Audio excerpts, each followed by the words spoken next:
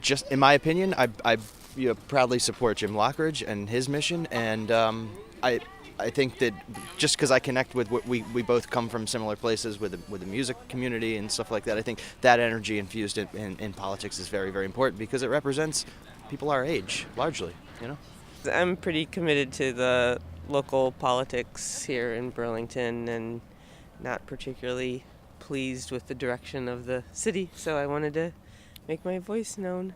The other one that I liked was about affordable housing because I think that it is a huge, huge issue here in Burlington, and also having UVM and Champlain College be actively participating in the tax base here in the city. So. Brian Pine has been a community member here for a long time, has served our city for years, and is a no-brainer for me to support him. And I think, since Moreau's been in office, there's been just this transformation of how we operate, and that we're focused on development and really becoming like one of those flair kind of like cities that is like, hey, look at me, I'm so pretty.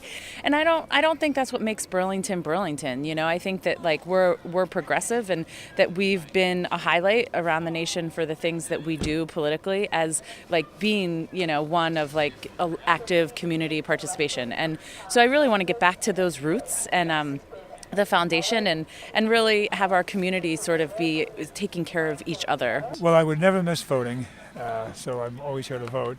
But I'm supporting Lizzie Haskell for City Council. We have a great young woman, brings some youth onto that rather aging council. Right. And I'm supporting the mayor, the only one in the race who even uses the word environment, it seems, anymore. Well, I'm progressive, so it doesn't make much difference to me. Oh, okay. So, And what about the direction that the city's headed? Do you feel that the city's headed in the right direction right now? you're talking to a person who has virtually no knowledge whatsoever. I go to my friends. They tell me who to vote for. So, what brings you out this morning? I really wanted to vote for Karina Driscoll. I also felt strongly I wanted to vote for Brian Pine. And what are you going to expect from your chosen candidates? What's going to emerge from a new administration if it is elected? That's a really good question. I think I'd like to see more community involvement in more buildings. I'd like to see buildings slow down, the building of large buildings slow down, and more community involvement in the discussion around how big they should be. I'm pretty concerned about the 14-story building. That really soured me on Mr. Weinberger. Voting. Why vote? Do people do that anymore? Only about a quarter of the people vote on town meeting day. Why would anybody need to vote? I've been voting consistently. I think it's important. There are a lot of issues in this particular vote that are more important. I don't go to every town meeting, but mayoral candidate, kind of a big one. I'm voting voted already for Infinite.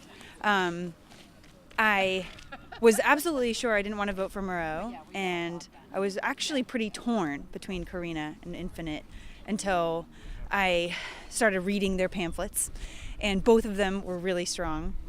But I just wanted to give Infinite a voice because I feel like that was important to get some diversity and